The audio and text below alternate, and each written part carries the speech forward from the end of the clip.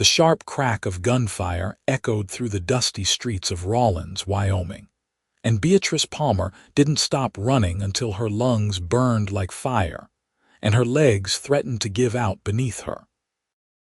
It was August of 1883, and the summer sun beat down mercilessly on the prairie town as she ducked into the cool shadows of a livery stable, pressing herself against the rough wooden wall while her heart hammered against her ribs. She had been running for 3 days straight, changing horses twice, sleeping in ditches, and now she found herself in yet another town where she knew no one and trusted even less. The livery was dim and smelled of hay, leather, and horses. Beatrice's breath came in ragged gasps as she peered through a gap in the boards, watching the street outside. 2 men on horseback rode past slowly, their badges glinting in the afternoon light. Federal marshals. Her stomach twisted into knots. They weren't the first lawmen who had come looking for her, and they wouldn't be the last. The Warrants in Colorado Territory and Kansas had seen to that. She hadn't meant to become an outlaw. The whole mess had started 6 months ago when her stepfather had tried to force her into marriage with a cattle baron twice her age. At 21, Beatrice had her own ideas about who she would or wouldn't marry, and running away seemed the only option. But when she had taken her mother's jewelry that rightfully belonged to her, her stepfather had reported it as theft. The warrant in Colorado came first.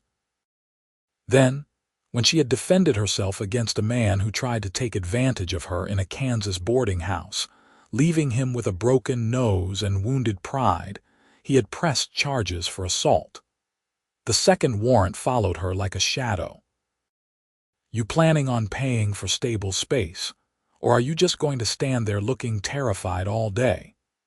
Beatrice spun around, her hand instinctively going to the small pistol hidden in the folds of her skirt. A man stood in the doorway of the tack room, tall and broad-shouldered, with dark hair that curled slightly at his collar and eyes the color of worn leather. He wore dusty work clothes and had a piece of straw between his teeth, watching her with an expression that seemed more curious than threatening. "I apologize," Beatrice said, trying to steady her voice. "I was just passing through and needed a moment out of the heat." The man stepped closer, and she could see he was probably in his mid-20s, with sun-weathered skin and calloused hands that spoke of hard work. "Heat, huh? You look more like you're running from something than running to something." "I don't know what you mean," Beatrice said, but her voice lacked conviction. He studied her for a long moment, then shrugged. "Name's Quinton York. I work here at the stable. If you need a place to catch your breath, you're welcome to it." "But Mr. Henderson, he owns this place, and he'll be back in an hour. He's not as understanding about strangers lurking in his barn." Beatrice hesitated, weighing her options. She could run again, but she was exhausted, hungry, and running out of places to hide. Something in this man's face seemed honest, though she had learned the hard way that appearances could deceive. "I'm Beatrice Palmer," she said finally, "and I could use some water if you have it."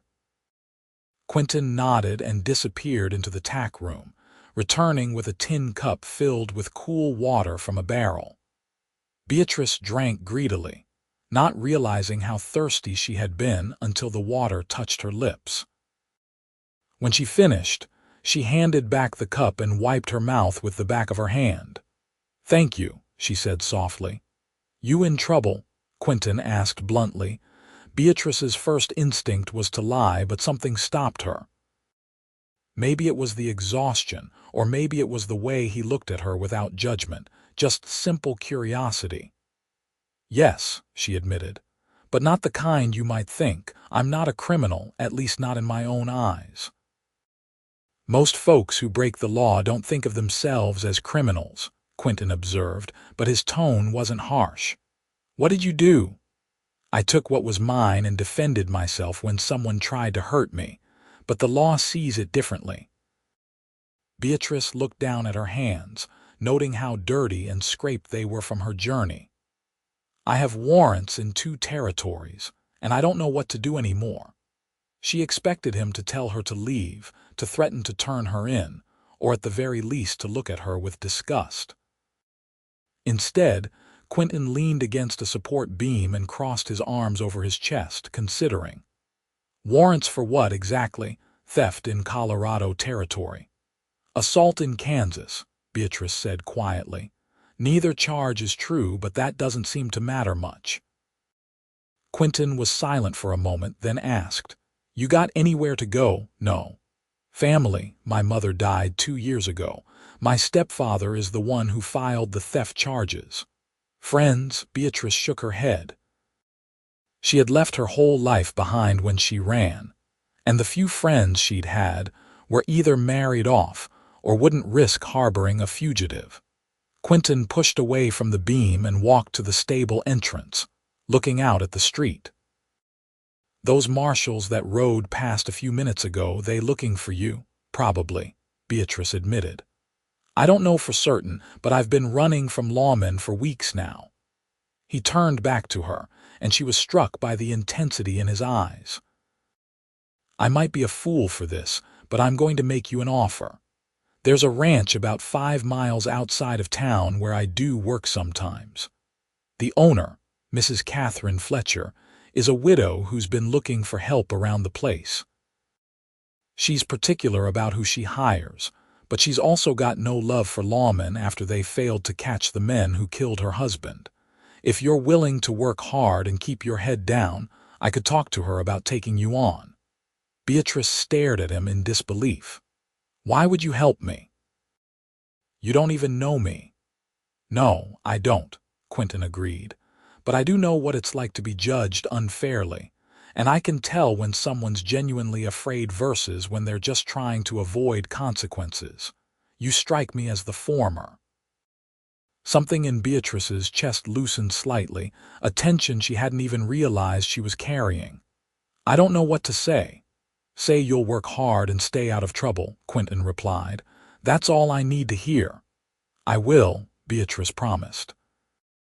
"I'll work harder than anyone you've ever seen." Quinton smiled then, a genuine smile that transformed his serious face into something warm and approachable. "Then let's get you out of town before those marshals circle back around. I finish here in an hour, and we can ride out to the Fletcher place together. In the meantime, you should probably stay hidden in the tack room. There's some old blankets in there if you want to rest." Beatrice followed him into the small room, which was cramped but clean, filled with saddles, bridles, and various pieces of equipment. True to his word, there were several blankets folded in a corner. She sat down on them, suddenly aware of how bone-tired she was. "Thank you, Mr. York," she said earnestly. "I won't forget this kindness." "Just Quinton," he corrected. "And you might want to hold off on the thanks until you see if Mrs. Fletcher agrees to hire you. She's a tough woman and she doesn't suffer fools." For the next hour, Beatrice dozed fitfully, jerking awake at every sound. She could hear Quinton working outside, the sounds of horses being led in and out, the murmur of conversations with customers. When he finally appeared in the doorway, the sun was lower in the sky, casting long shadows across the stable floor. "Ready?" he asked. Beatrice stood, brushing hay from her rumpled dress. She knew she looked a mess, but there was nothing to be done about it now. Quinton led her to a horse, a gentle mare with a kind eye, and helped her mount. He swung up onto his own horse with practiced ease, and together they rode out of Rawlins, heading west toward the setting sun. The Wyoming landscape stretched out before them, vast and beautiful in the golden light. Rolling hills of prairie grass swayed in the evening breeze, and in the distance, mountains rose up against the sky. Beatrice had never been to Wyoming before, and despite her circumstances, she couldn't help but appreciate the rugged beauty of it. They rode in silence for a while before Quinton spoke. So tell me about yourself, Beatrice Palmer. What did you do before you became a woman on the run? Beatrice considered how much to reveal. I grew up in Denver. My father owned a general store, and I helped him run it from the time I was old enough to count change. He died when I was 17, and my mother remarried a year later. That was the beginning of the end, I suppose. Your stepfather sounds like a real piece of work, Quinton observed. He wanted control of everything my father had built, and when I wouldn't cooperate, he found ways to get rid of me. Beatrice's voice was bitter. The jewelry he claimed I stole had been my grandmother's. My mother gave it to me on her deathbed, told me to keep it safe so I'd have something if I ever needed to start over. When I took it and left, he reported it as theft. And the assault charge in Kansas, Beatrice's jaw tightened. A man at the boarding house where I was staying thought a woman traveling alone was fair game. He tried to force his way into my room one night. I hit him with a wash basin and broke his nose. He told the sheriff I attacked him without provocation. Quinton's expression darkened. Sounds like you were well within your rights. Try telling that to a judge, Beatrice said. A woman's word against a man's doesn't count for much, especially when the man in question is the son of the town banker. They rode on, the horses' hooves making soft thuds against the packed earth. The Fletcher Ranch appeared on the horizon as the sun began to dip below the mountains. A modest but well-maintained spread with a sturdy house, a large barn, and several outbuildings. Cattle grazed in the distance, and Beatrice could see chickens pecking in a yard near the house. A woman emerged from the house as they approached, wiping her hands on her apron. She was probably in her late 40s, with gray streaked brown hair pulled back in a severe bun and sharp eyes that missed nothing. Catherine Fletcher looked exactly like the kind of woman who wouldn't suffer fools. "Quinton York," she called out as they dismounted. "I wasn't expecting you today." "Evening, Mrs. Fletcher," Quinton said, tipping his hat. "I've brought someone I'd like you to meet. This is Beatrice Palmer. She's looking for work, and I thought of you immediately."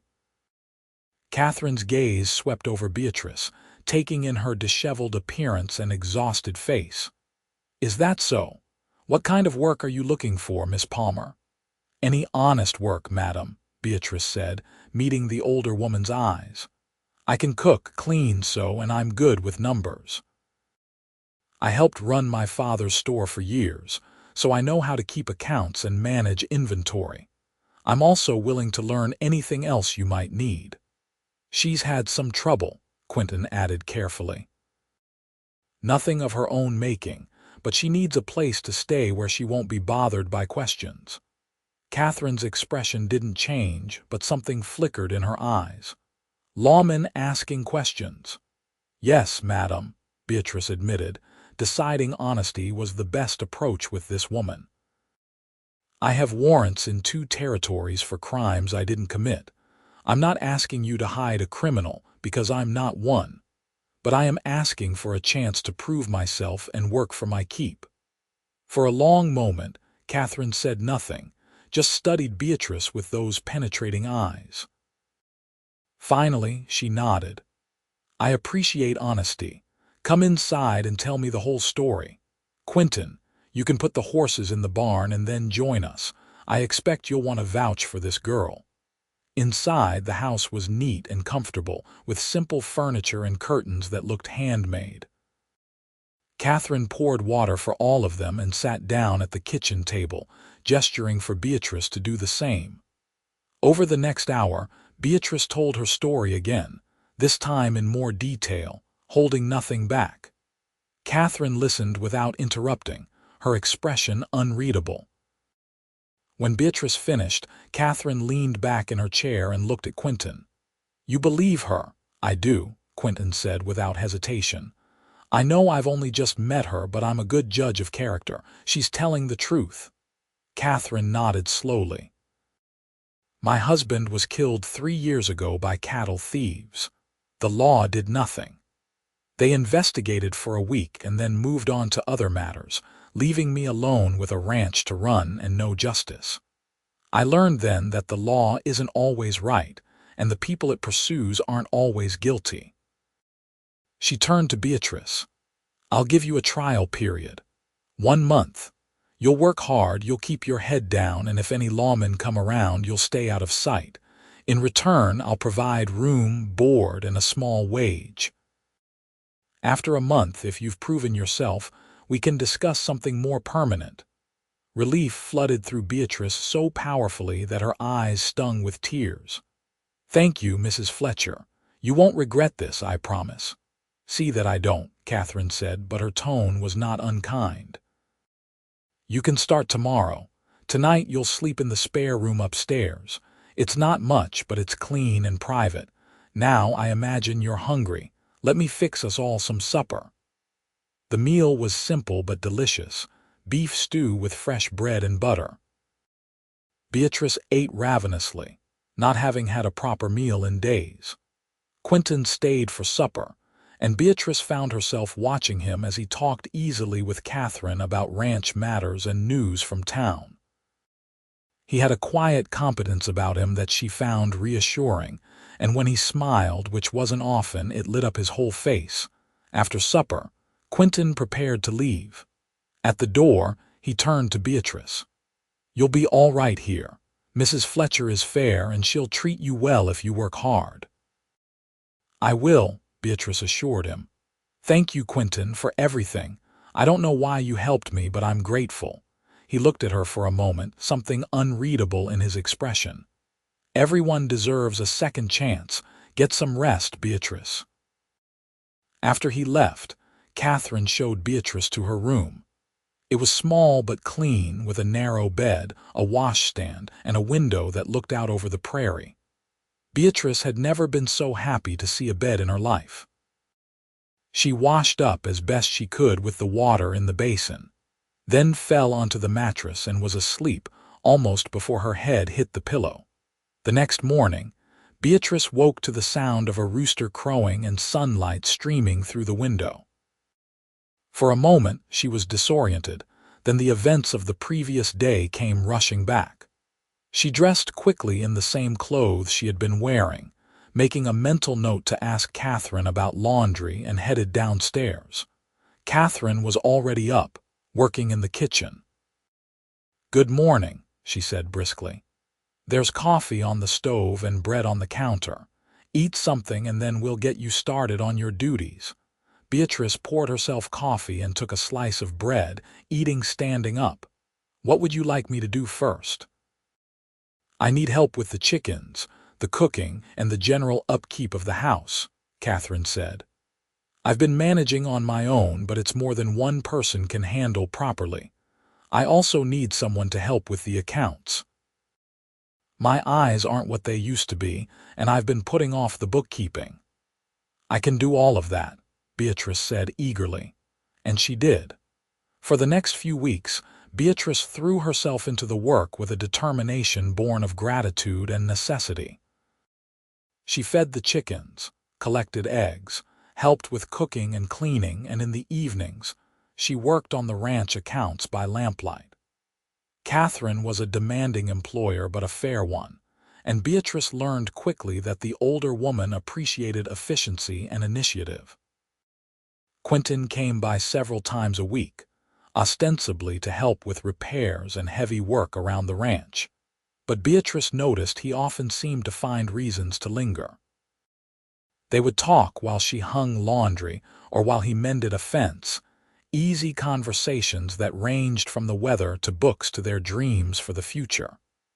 What did you do before you came to Rawlins? Beatrice asked him one afternoon as she handed him tools while he fixed a broken stall door in the barn. Drifted mostly, Quinton said, driving a nail with practiced precision. I grew up on a ranch in Texas, but my parents died of fever when I was 19. Sold the place and traveled for a few years, working here and there. Ended up in Wyoming about 2 years ago and decided to stay. It's good country. Do you ever think about having your own place again? Beatrice asked, Quinton paused in his work and looked at her. Sometimes. I've been saving money, thinking maybe I could buy some land eventually. Start small, build it up over time. But ranching alone is hard work, and it's lonely too. There was something in the way he said it, the way he looked at her, that made Beatrice's heart skip. She had been trying not to think about the attraction she felt toward Quinton, telling herself it was just gratitude, but she was beginning to suspect it was more than that. He was kind, hardworking, and honest, and when he smiled at her, she felt something warm and hopeful unfurl in her chest. I imagine it would be, Beatrice said softly, holding his gaze. They were interrupted by Catherine calling for Beatrice from the house, and the moment passed, but Beatrice carried the warmth of it with her for the rest of the day. A month passed, then two. The Warrants were never far from Beatrice's mind, but as the weeks went by with no sign of lawmen, she began to relax slightly. Catherine had officially hired her on after the trial period, and Beatrice had even managed to buy herself a few new dresses with her wages. She felt almost normal again, almost safe. It was late September when everything changed. Beatrice was in town with Catherine, helping her with shopping when she saw them. Two men wearing badges, standing outside the sheriff's office talking to the local law. One of them was holding a stack of papers, and even from a distance, Beatrice could see they were wanted posters. Her blood ran cold. Catherine noticed immediately, following Beatrice's gaze. "Is that them?" she asked quietly. "I think so," Beatrice whispered. "The federal marshals." "Then we need to get you out of sight," Catherine said calmly. "Come with me." But before they could move, one of the marshals looked up and his eyes locked on Beatrice. She saw recognition flash across his face, saw him reach for the poster in his hand to confirm. Time seemed to slow down. Catherine grabbed Beatrice's arm and they hurried toward the wagon, but the marshal was already striding toward them. "You there? Beatrice Palmer," he called out. Beatrice froze, her heart pounding. Catherine stepped slightly in front of her, a protective gesture that Beatrice found both touching and terrifying. The marshal approached, his hand resting on his gun. "Beatrice Palmer," he said again, not a question this time. "You're under arrest for theft in Colorado territory and assault in Kansas. You need to come with me." "She hasn't done anything wrong," Catherine said firmly. "Whatever those warrants say, this girl is innocent." "That's for a judge to decide, madam," the marshal said, not unkindly. "I'm just here to bring her in.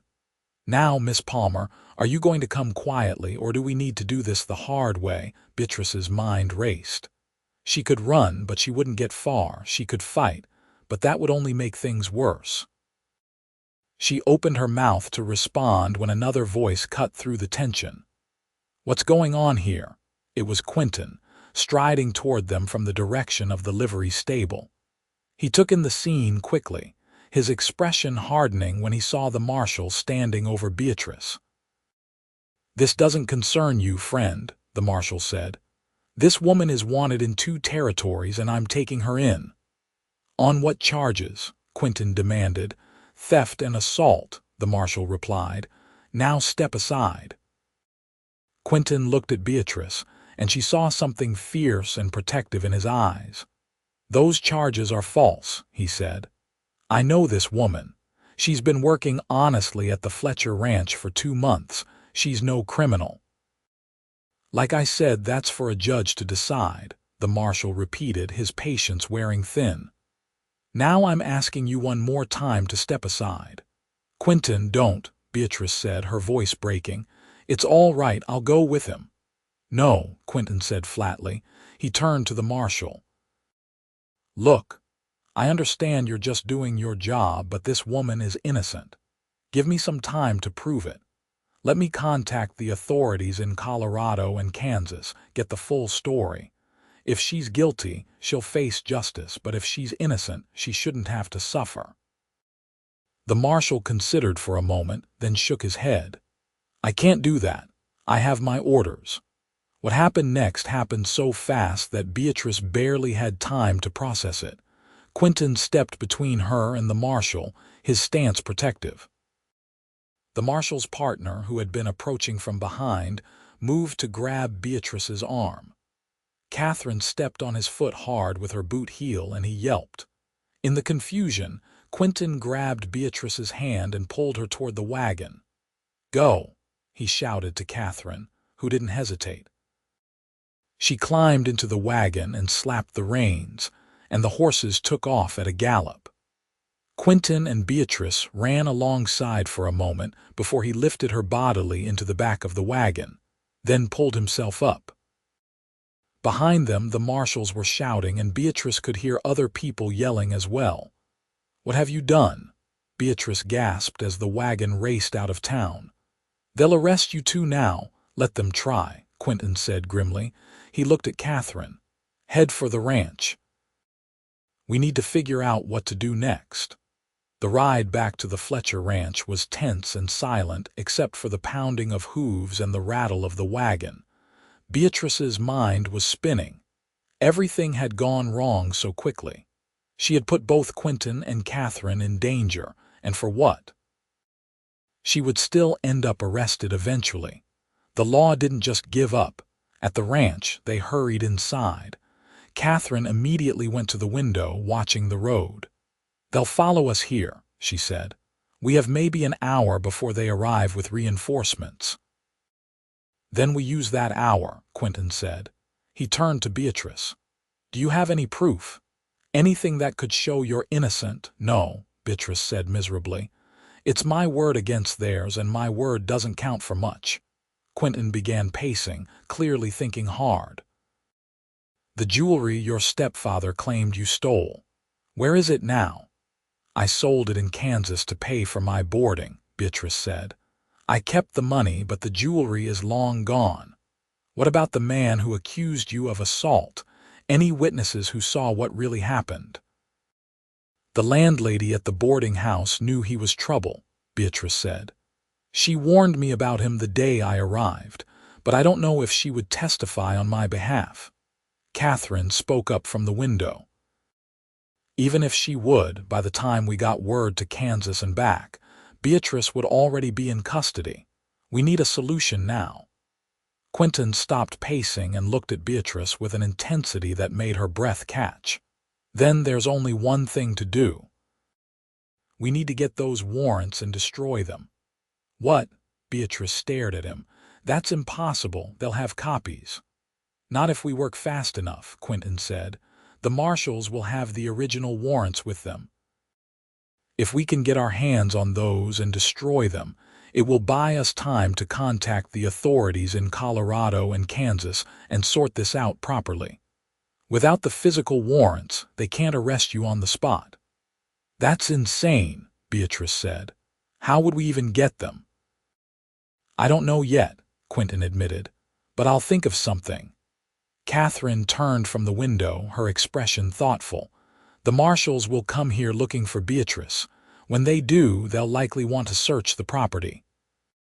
That means they'll have to leave their horses and belongings outside or in the barn."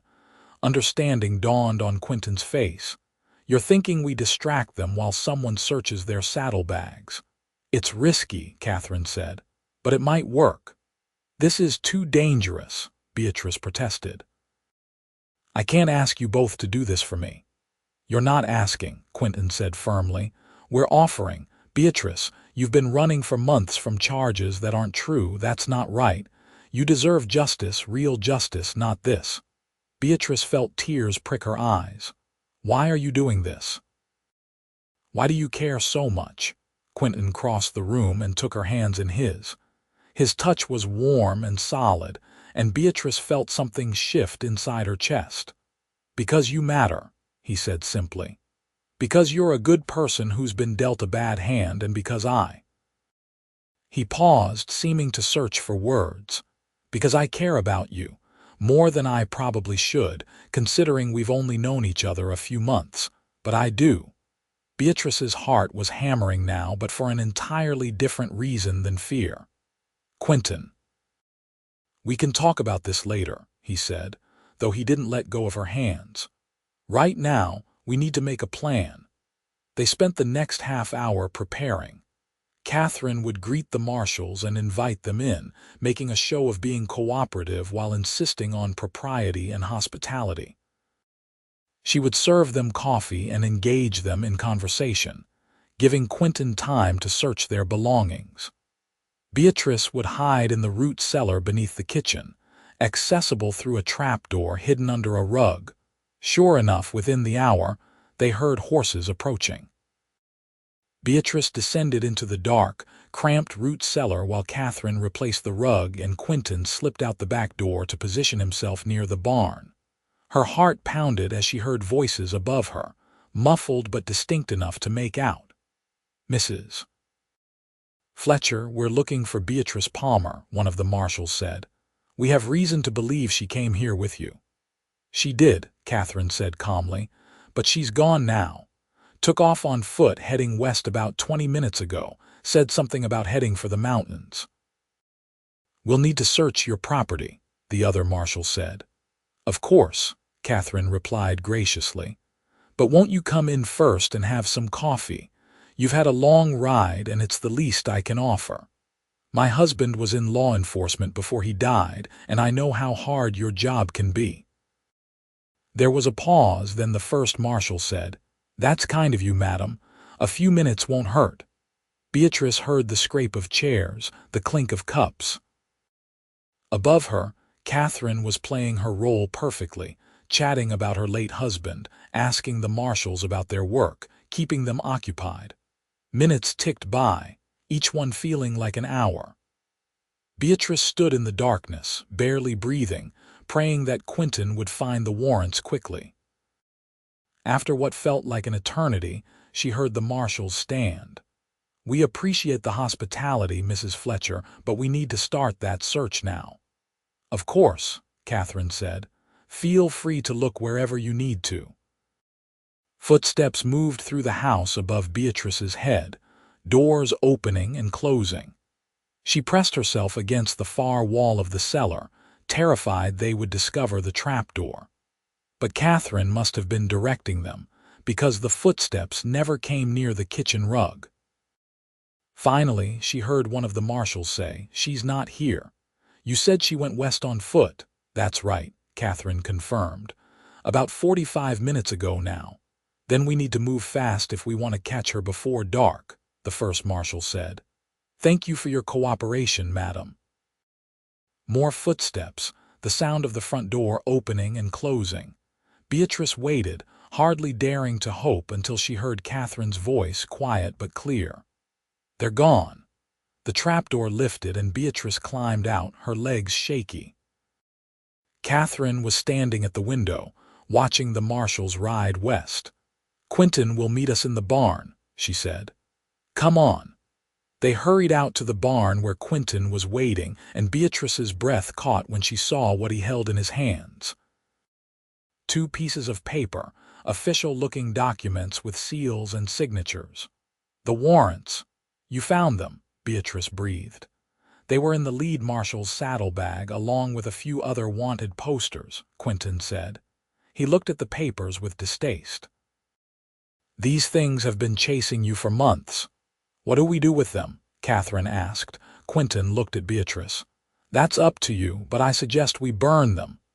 Beatrice took the papers from him with trembling hands.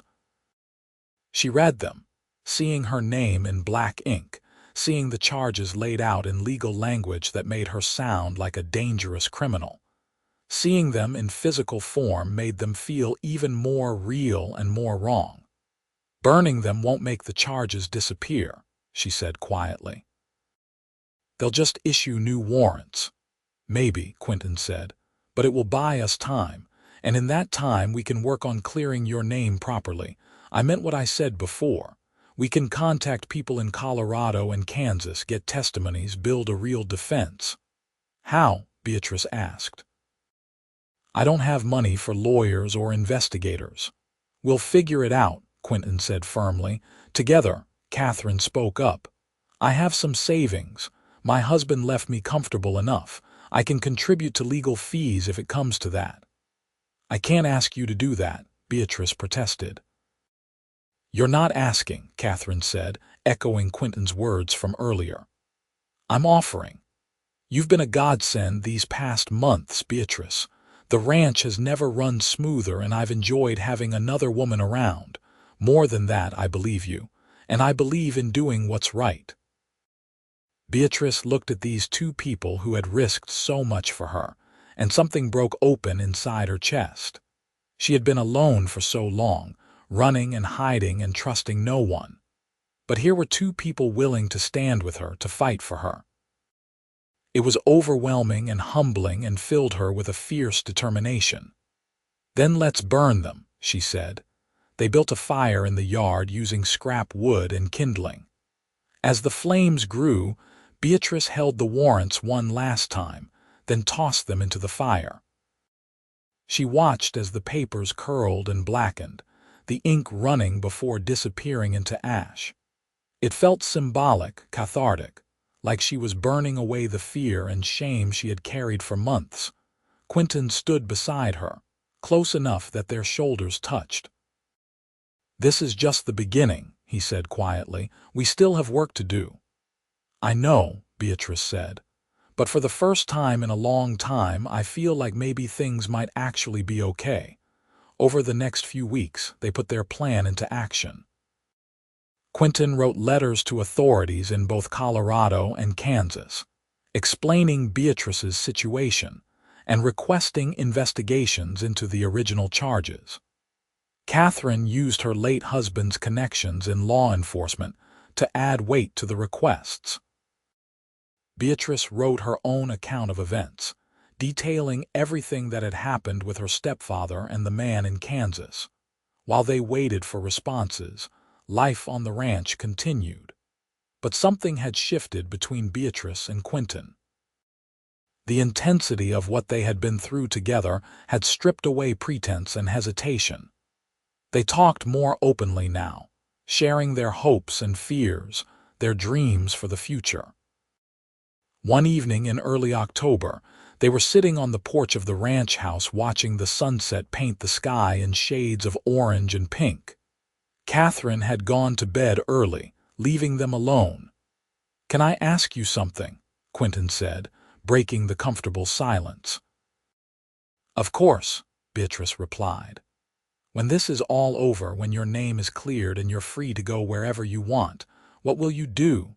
Beatrice considered the question. A few months ago, she would have said she wanted to go far away, start over somewhere no one knew her name.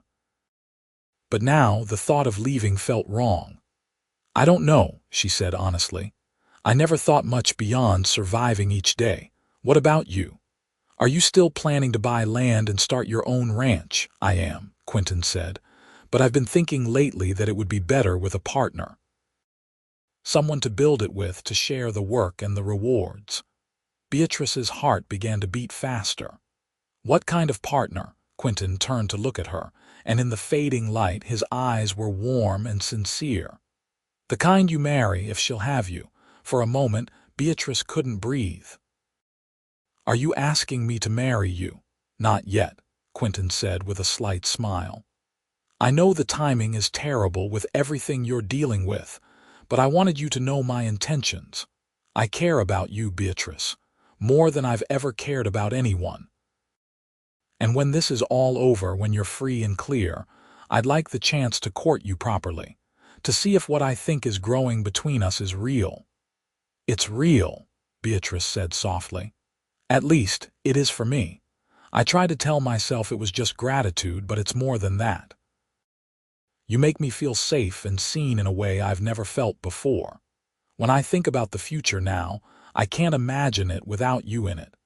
Quinton reached for her hand, lacing his fingers through hers. "Then we'll face whatever comes next together." They sat like that as the stars began to appear, hands joined, hearts open, while the prairie wind whispered around them. The response from Kansas came first, about 3 weeks later. The landlady from the boarding house had indeed testified, stating that the man who accused Beatrice had a reputation for bothering female guests, and that she had heard him trying to break into Beatrice's room the night in question. Furthermore, the man had been arrested the previous month for a similar incident with another woman. The assault charges were being dropped. When Beatrice read the letter, she burst into tears of relief. Catherine hugged her while Quinton grinned, looking more relaxed than she had seen him in weeks. "That's one down," he said. "Now we wait for Colorado." The response from Colorado took longer. While they waited, winter began to creep into Wyoming. The first snow fell in late November, dusting the prairie with white. Beatrice had never experienced a Wyoming winter before, and she was amazed by both its beauty and its harshness. The work on the ranch became harder as they prepared for the coldest months, but Beatrice threw herself into it, grateful for the distraction. Quinton came by even more frequently now, helping Catherine and Beatrice prepare for winter. He and Beatrice spent hours talking while they worked, and Beatrice felt herself falling deeper in love with him.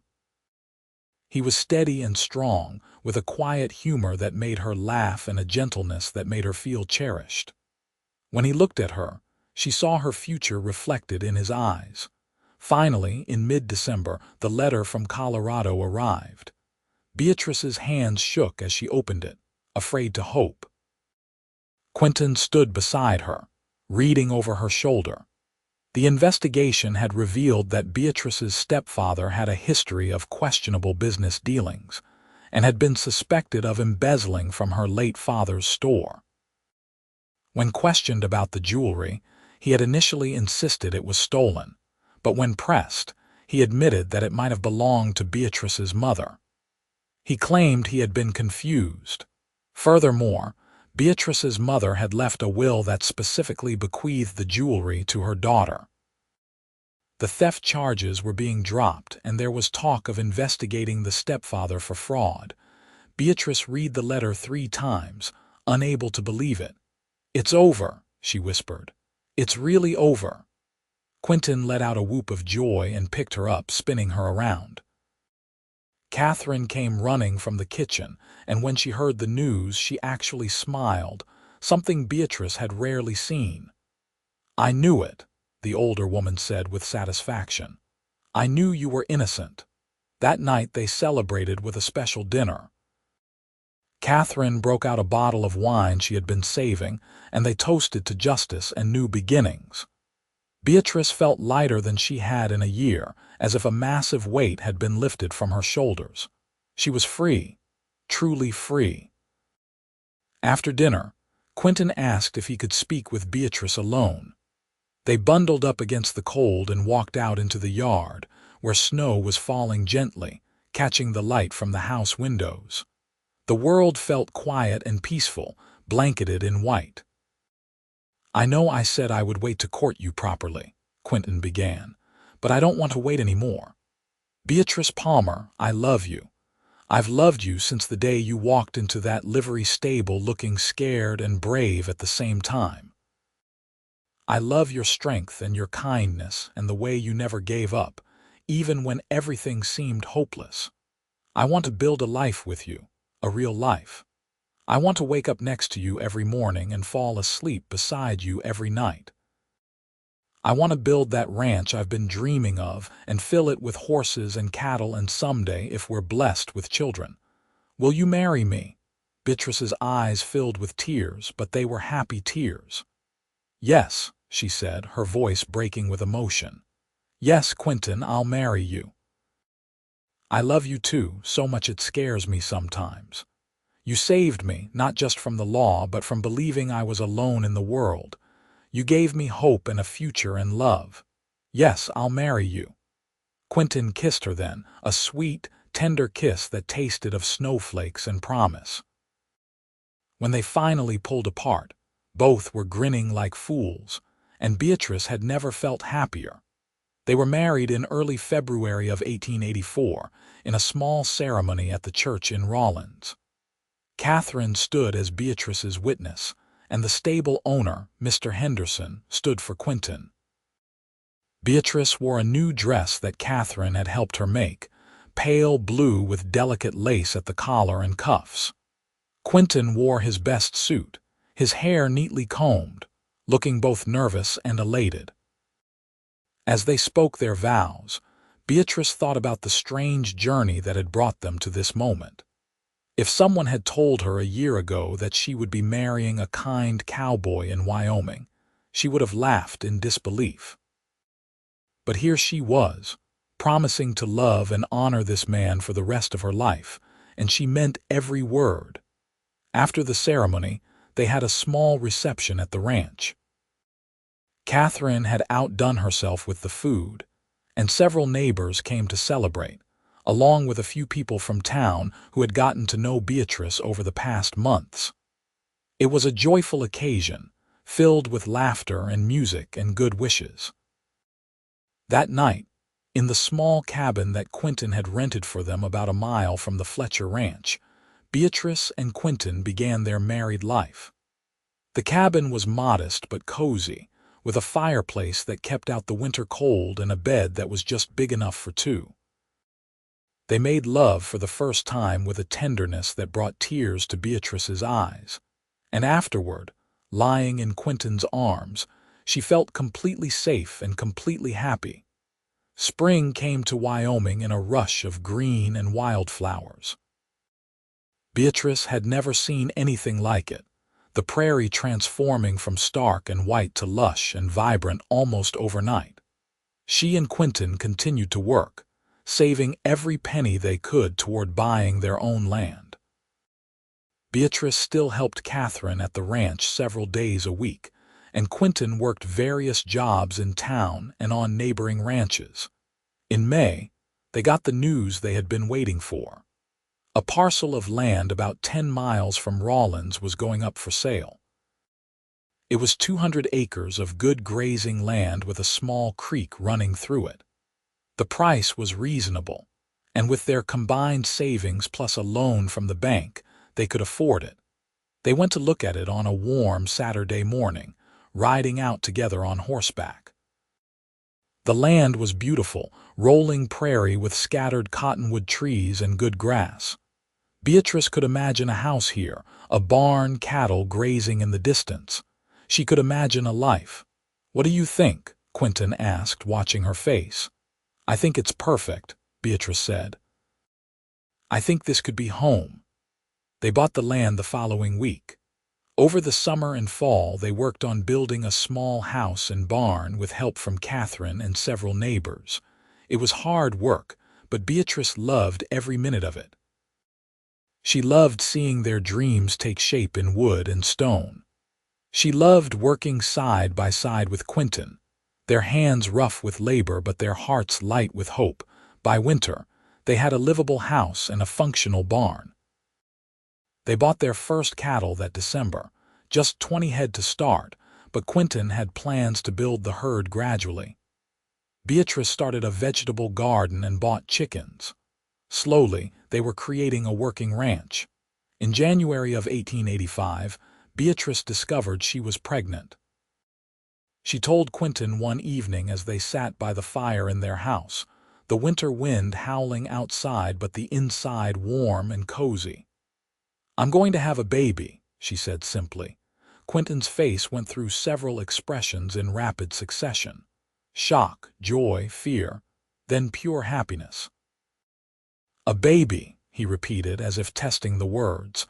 Then he laughed and pulled her into his arms. "We're going to have a baby. Are you happy?" Beatrice asked, though she could see that he was. "Happy doesn't even begin to cover it," Quinton said. "Terrified, excited, overwhelmed, but yes, definitely happy. You're going to be an amazing mother." "And you're going to be an amazing father," Beatrice replied, kissing him. The pregnancy was not easy. Beatrice suffered from morning sickness for the first few months, and as she grew larger, the physical work became more difficult. But Catherine helped, coming by often to assist with cooking and cleaning, and Quinton was endlessly patient and supportive. He took over the heavier chores without complaint and fussed over Beatrice like she was made of glass. which both annoyed and touched her. Their son was born in late August of 1885, on a hot afternoon with thunderstorms rolling across the prairie. The labor was long and painful, with Catherine serving as midwife. Quinton paced outside, nearly wearing a hole in the porch until Catherine finally called him in to meet his son. The baby was red-faced and squalling, with a thick shock of dark hair in his father's eyes. Quinton held him with trembling hands, looking terrified and awed. "He's so small," he whispered. "He won't be for long," Catherine said with a rare smile. "That's a healthy boy you've got there." They named him Thomas after Quinton's father. Little Thomas was a good baby, though he had his fussy moments like all infants. Beatrice fell into motherhood with a fierce love she hadn't known she was capable of. Watching Quinton with their son, seeing the gentleness with which he held him, the patience with which he soothed him, made her fall in love with her husband all over again. The ranch continued to grow. By 1887, they had 50 head of cattle and were talking about buying more land. Beatrice managed the household and helped with the bookkeeping, while Quinton handled the physical work of ranching. They hired a hand to help during busy seasons, a young man named David who was hardworking and honest. In the spring of 1888, Beatrice became pregnant again. This time, the pregnancy was easier, perhaps because she knew what to expect. Their daughter was born in December, just as the first major snowstorm of winter hit. She had Beatrice's blonde hair and a temperament that was already showing signs of stubbornness. They named her Ruth, after Beatrice's mother. Little Ruth was different from Thomas, more demanding and vocal, but Beatrice loved her just as fiercely. Their family felt complete, and their house was filled with the noise and chaos of children. Catherine remained a constant presence in their lives, growing older but still sharp and capable. She doted on Thomas and Ruth, and Beatrice knew the children brought joy to the older woman's life. In return, Beatrice made sure Catherine was cared for, bringing her meals when the weather was bad and helping her with tasks that became too difficult as she aged. In 1890, Quinton and Beatrice celebrated their 6th wedding anniversary. They arranged for Catherine to watch the children overnight and went on a rare trip to Rawlins, staying at the hotel and having dinner at the best restaurant in town. It felt luxurious and decadent after years of hard work and child-rearing. Over dinner, Quinton raised his glass. "To us," he said. "To 6 years of marriage and to many more to come." "To us," Beatrice echoed, clinking her glass against his. "I never imagined my life could be this good." "Better than running from Warrants," Quinton teased gently. Beatrice laughed. "So much better. Sometimes I can barely remember that scared girl who walked into the livery stable in Rawlins. She feels like a different person." "She was brave and strong, just like you are now," Quinton said. "She just needed someone to believe in her." "And I found that in you," Beatrice said softly. "You changed my life, Quinton. You gave me everything I have, everything I am." "We gave each other a life," Quinton corrected. "You saved me just as much as I saved you. Before you, I was just drifting, going through the motions. You gave me purpose and love and a family. You made me whole." They held hands across the table. These two people who had found each other in unlikely circumstances and built something beautiful together. The years continued to pass, marked by the changing of seasons and the growing of children. Thomas grew into a serious, thoughtful boy who loved working with his father on the ranch. Ruth was spirited and independent, always getting into mischief but impossible not to love. In 1892, Beatrice had another son whom they named James. He was a happy, easy baby who rarely cried and seemed content just to observe the world around him. The ranch prospered. They bought additional land and increased their herd. Quinton gained a reputation as a fair and honest rancher, and Beatrice was known for her kindness and her sharp business sense. They became pillars of the community, respected and liked by their neighbors. Catherine passed away peacefully in her sleep in the winter of 1894. She was 73 years old and had lived to see Beatrice and Quinton's family flourish. At her funeral, Beatrice spoke about how Catherine had given her a chance when she had nowhere else to turn, how the older woman's faith in her had been a turning point in her life. They buried Catherine on a hillside overlooking the Fletcher Ranch, which Quinton and Beatrice had purchased after her death, expanding their own holdings. Life was not without its challenges. There were hard winters and dry summers, sick cattle and broken equipment. There were times when money was tight, and they worried about making ends meet. But through it all, Beatrice and Quinton faced everything together, their love and partnership sustaining them through the difficult times. In 1896, Thomas turned 11 and started talking about wanting to learn everything about ranching so he could help run the family business someday. Quinton was proud and began teaching his son in earnest, taking him out to check fences and move cattle. Ruth was 9 and insisted on learning too, despite Beatrice's attempts to interest her in more traditional feminine pursuits. James, at 4, was still too young for ranch work, but already showed signs of his father's quiet competence. One evening in late spring, Beatrice stood on the porch of their house watching the sunset. The house had been expanded over the years and was now a proper ranch house with 6 rooms, a wide porch, and glass windows. The barn was large and well built, and there were several outbuildings for equipment and supplies. Cattle dotted the landscape in every direction, and horses grazed in the near pasture. Quinton came up behind her and wrapped his arms around her waist, resting his chin on her shoulder. "What are you thinking about?" he asked. "How far we've come," Beatrice said.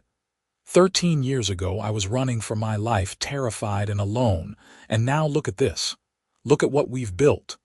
"You've never regretted it?" Quinton asked. "Staying here, marrying me this life?" Beatrice turned in his arms to look at him.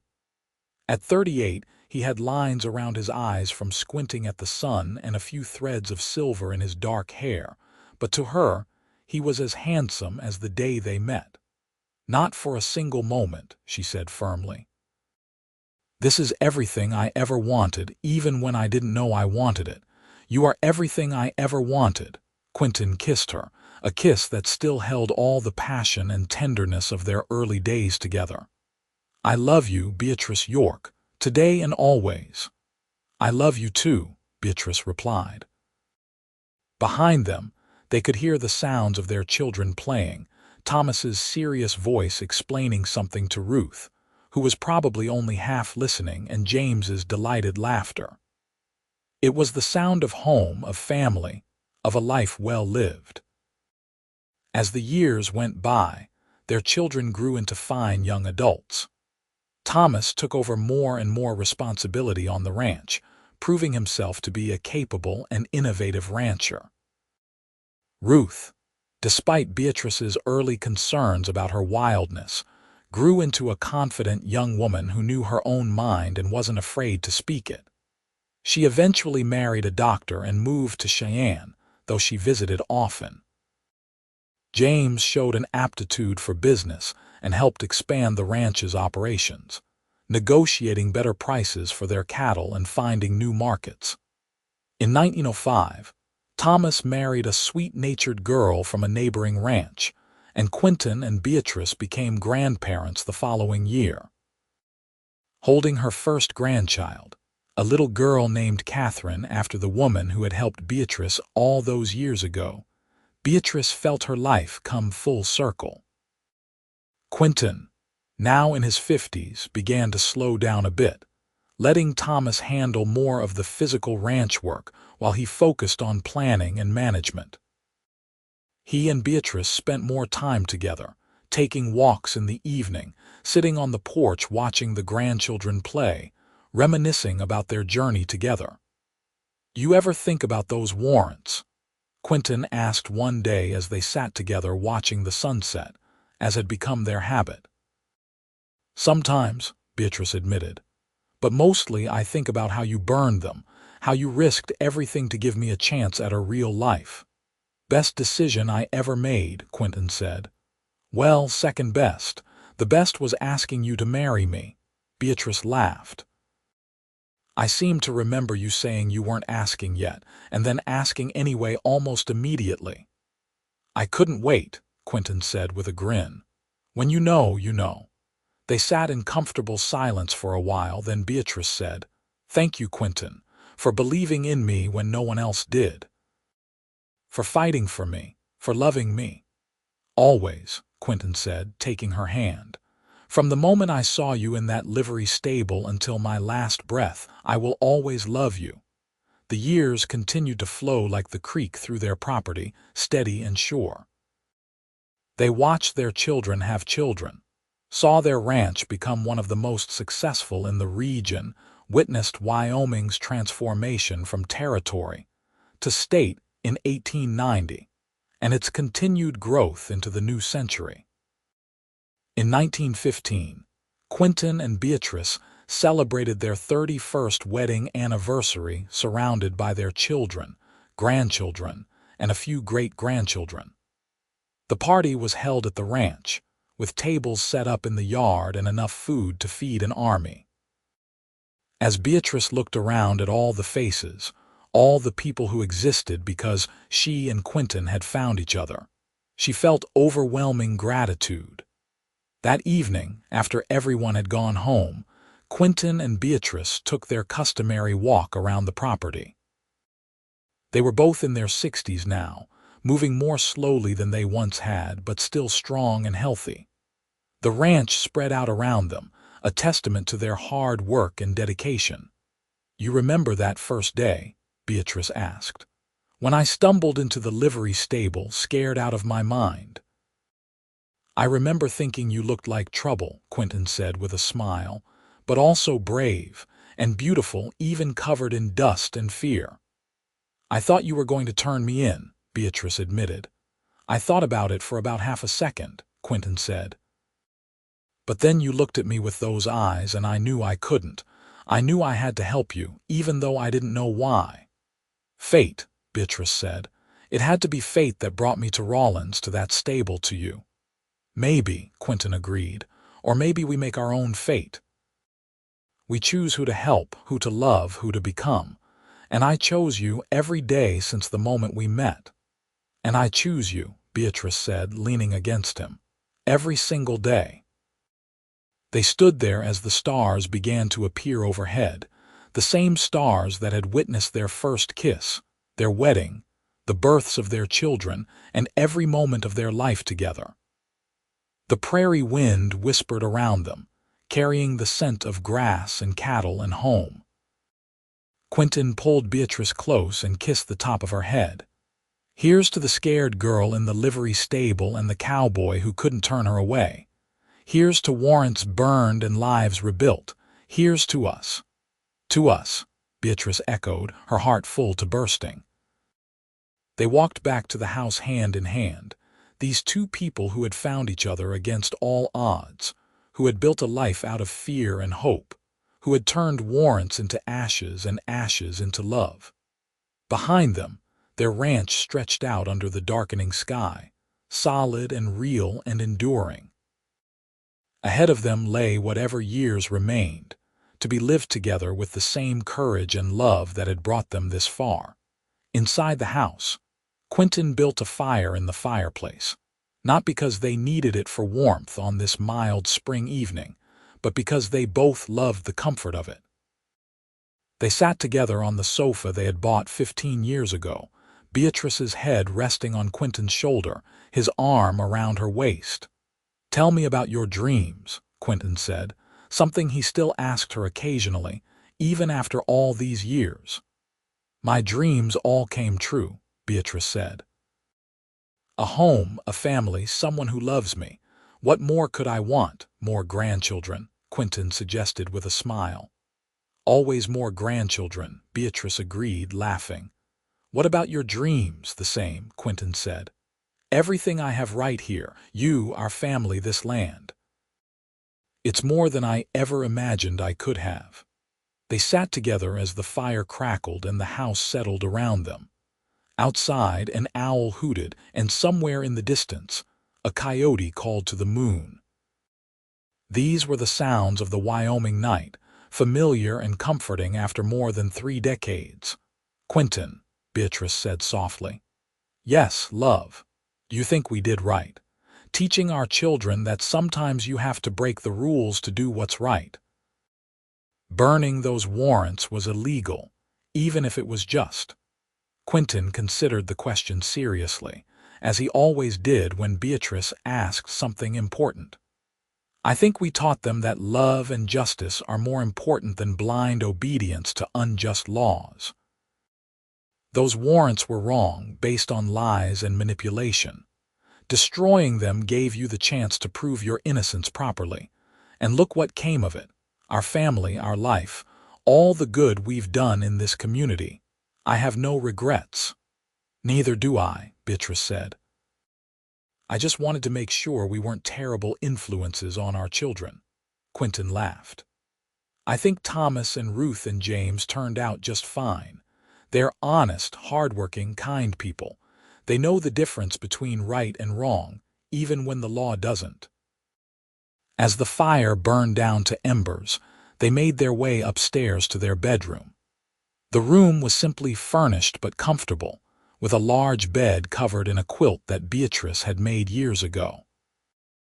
They got ready for bed with the easy familiarity of long marriage.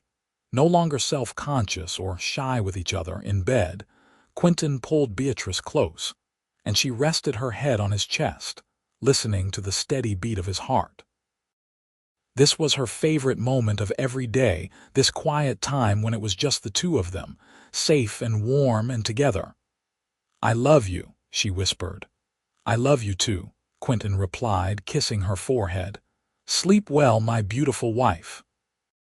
Beatrice drifted off to sleep feeling completely content, completely loved, completely home. The seasons continued their eternal cycle. Summer came with its heat and hard work, fall with harvest and preparations for winter, winter with its snow and quiet, and spring with its renewal and hope. Through it all, Quinton and Beatrice remained constant, their love a steady foundation upon which everything else was built. In 1920, they celebrated their 36th anniversary. Quinton was 62, and Beatrice was 59. They were grandparents many times over and great-grandparents to a growing brood. Thomas and his wife had 5 children of their own now, all helping run the ranch. Ruth had 4 children who visited often. James had married late but had twin sons who were the joy of his life. The world around them was changing rapidly. Automobiles were becoming more common, electricity was making its way to rural areas, and the ranch was more prosperous than ever. But the core of their life remained the same: hard work, family, and love. One afternoon in early summer, Beatrice was working in her garden when she saw a woman riding up to the house. As the rider got closer, Beatrice realized she was young, probably in her early 20s, and looked exhausted and frightened. Something about her reminded Beatrice of herself all those years ago. The woman dismounted and approached hesitantly. "Mrs. York?" she asked. "Yes," Beatrice said, setting down her gardening tools. "Can I help you?" "My name is Sarah," the woman said. "Sarah Miller. I'm in trouble, and someone in town said you might be willing to help. They said you understood what it was like to be judged unfairly." Beatrice felt a chill run down her spine, followed by a wave of understanding. History was repeating itself, and she was being given the chance to pay forward the kindness that had been shown to her. "Come inside," she said gently. "Let's talk." Over tea, Sarah told her story. She had witnessed a murder in Montana and was being chased by the killer's friends. who wanted to silence her before she could testify. The local law in Montana was corrupt, bought by the murderer's wealthy family, and Sarah had no one to turn to. Beatrice listened with a sense of déjà vu, then said, "Wait here." She went to find Quinton, who was in the barn with Thomas. She quickly explained the situation, and Quinton's reaction was immediate. "Bring her to the house," he said. "We'll figure out what to do." That evening, the family gathered to discuss Sarah's situation. Thomas was initially hesitant, worried about the risk, but Ruth was immediately ready to help. James suggested contacting a lawyer friend in Cheyenne who specialized in witness protection cases. Quinton and Beatrice listened to all the suggestions, then made their decision. "She stays here," Quinton said firmly. "We'll keep her safe while we work on getting her proper protection. That's what we do. We help people who need it." Beatrice reached over and squeezed his hand, loving him more in that moment than she thought possible. Their children nodded in agreement, understanding that this was who their parents were, who they had raised them to be. Sarah stayed with them for 3 months while James's lawyer friend worked on her case. Eventually, they managed to get federal authorities involved, and the corrupt officials in Montana were investigated. Sarah was able to testify safely, and justice was served. Before she left, she thanked Quinton and Beatrice with tears in her eyes. "You saved my life," she said. "Someone once did the same for me," Beatrice replied. "Just promise me that if you ever get the chance to help someone in need, you'll do it." "I promise," Sarah said. After Sarah left, Beatrice and Quinton sat on their porch watching the sunset as they had done countless times before. "We did it again," Beatrice said with a smile. "We did," Quinton agreed, "and I'd do it again tomorrow if needed." "I know you would," Beatrice said. "That's one of the many reasons I love you." The years that followed were peaceful and full. Quinton and Beatrice grew older gracefully, still deeply in love, still partners in every sense of the word. They watched their grandchildren grow up and start families of their own. They celebrated anniversaries and birthdays and holidays surrounded by the family they had created. In 1928, Quinton fell ill with pneumonia.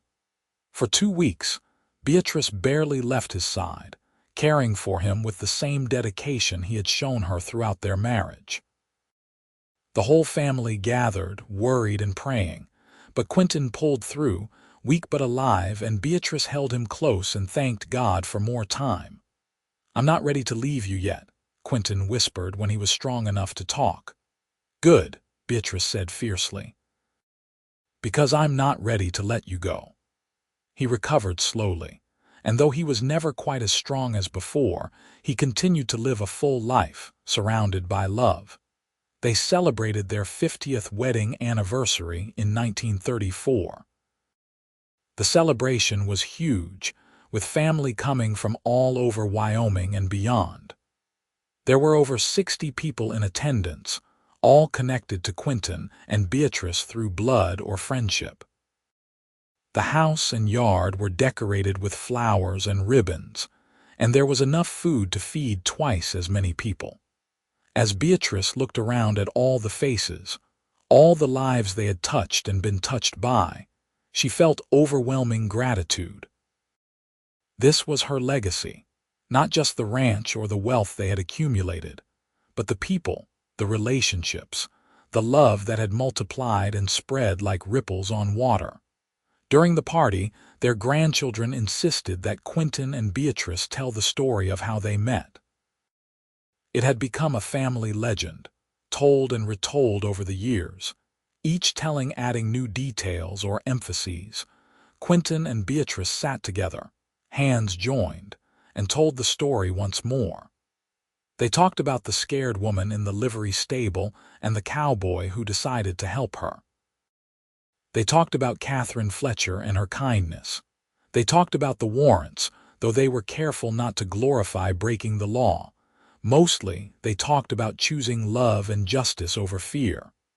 The point is, Quinton said at the end. Sometimes you have to take a chance on people. Sometimes you have to trust your heart even when your head is telling you to be careful. I took a chance on your grandmother, and she took a chance on me, and look what happened. This whole family, this whole life, came from that one decision to help instead of turn away. Also, Beatrice added with a smile, never underestimate a woman running from the law. She might just become the love of your life. Everyone laughed, and the celebration continued into the night. Quinton and Beatrice danced together, moving slowly to the music played by one of their grandchildren on a fiddle. They were both in their 70s now, but in that moment, dancing under the stars on the land they had built together, they felt young again. "Thank you for a beautiful life," Beatrice said as they swayed together. "Thank you for saying yes," Quinton replied. "To everything. To marrying me, to building this ranch, to creating this family. Thank you for being my partner in all of it. Always," Beatrice promised. "In this life and the next." They continued dancing as their family watched, many with tears in their eyes at the sight of these two people who had loved each other so well for so long. It was a moment of perfect happiness, a culmination of 5 decades of partnership and love. The years after their 50th anniversary were quiet and peaceful. Quinton and Beatrice spent their days mostly at home, content to watch their family carry on the ranch work while they enjoyed a well-earned rest. They took daily walks when the weather permitted, sat together reading in the evenings, and spent countless hours on their porch watching the world go by. On a warm afternoon, in June of 1937, Beatrice was working in her garden when she looked up to see Quinton walking toward her. He was 79 years old now, moving more slowly than he used to but still strong in spirit. He had something in his hand, and as he got closer, she saw it was a single wildflower, a purple bloom that grew wild on the prairie. "For you," he said, presenting it with a small bow. Beatrice took the flower, touched by the gesture. "What's the occasion?" "No occasion," Quinton said. "I just saw it and thought of you, beautiful and resilient, able to thrive in harsh conditions." Beatrice stood and kissed him. "You old romantic, guilty as charged," Quinton said with a smile. "I'll never stop being romantic about you, Beatrice York." They walked back to the house together, Beatrice's arm through Quinton's, the flower clutched in her free hand. These simple moments of affection and connection had always been the foundation of their marriage, more important than grand gestures or expensive gifts. That evening, as they sat on the porch watching the sunset, Quinton said, "If I could go back and do it all over again, I wouldn't change a thing. Every moment, every choice, every joy and sorrow, it all led me to you and to this life. I have no regrets." "Neither do I," Beatrice said softly. "You gave me everything, Quinton. Safety, love, family, purpose. You saw me when I was invisible to everyone else. You believed in me when I had stopped believing in myself. You loved me when I thought I was unlovable. You were always lovable," Quinton said firmly. "Always worthy of love and respect and happiness. I just had the good sense to recognize it." They sat in comfortable silence as the sun sank below the horizon, painting the sky in brilliant shades of orange and red and purple. The prairie stretched out before them, vast and beautiful, dotted with their cattle and marked by the buildings they had constructed over decades of hard work. "This is my favorite time of day," Beatrice said quietly. "This peaceful moment when the work is done and we're together." "Mine too," Quinton agreed. "Though to be honest, every moment with you is my favorite."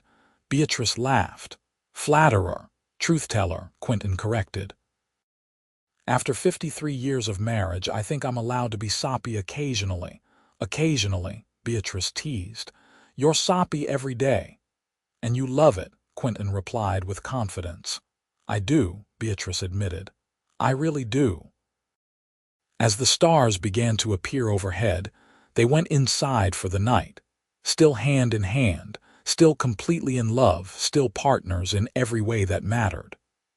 Behind them, their ranch stood solid and enduring, a monument to what two people could build when they chose love and trust and commitment.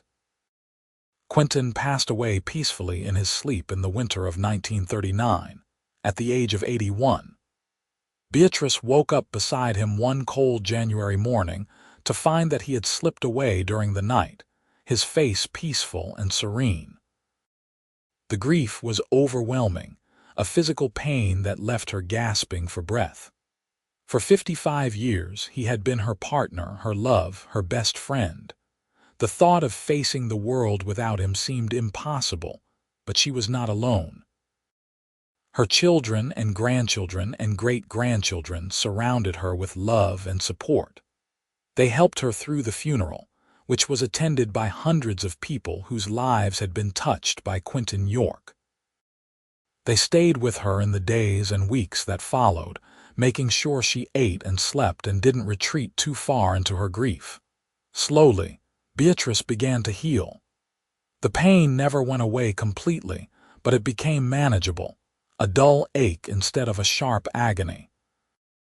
She found comfort in her memories, in the family they had created together, in the legacy of love and justice they had left behind.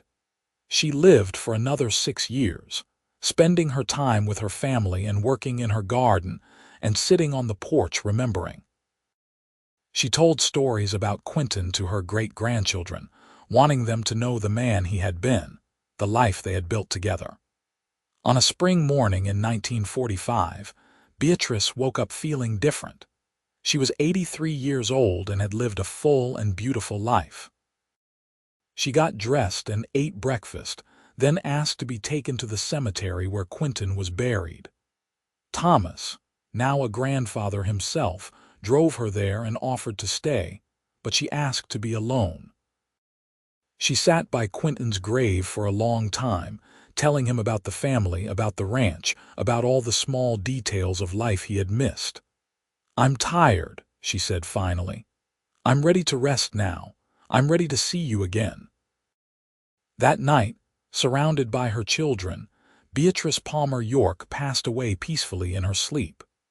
She was buried next to Quinton, on the hilltop overlooking the ranch they had built together, under the vast Wyoming sky they had both loved so much. Their legacy lived on in the ranch, which remained in the family for generations. It lived on in their children and grandchildren and great-grandchildren, many of whom carried on the tradition of helping those in need, of choosing justice and compassion over rigid adherence to unjust rules. It lived on in the stories told about the scared woman in the livery stable and the cowboy who burned her warrants in the fire, choosing love and faith over fear and law. And on quiet evenings, when the sun set over the prairie and the stars began to appear, some said you could still feel their presence there. Two souls who had found each other against all odds and had built something beautiful and lasting from the ashes of fear and desperation. A love story written in the dust of Wyoming, in the hard work of building a life together, in the choice to believe in second chances and the transformative power of love. The end.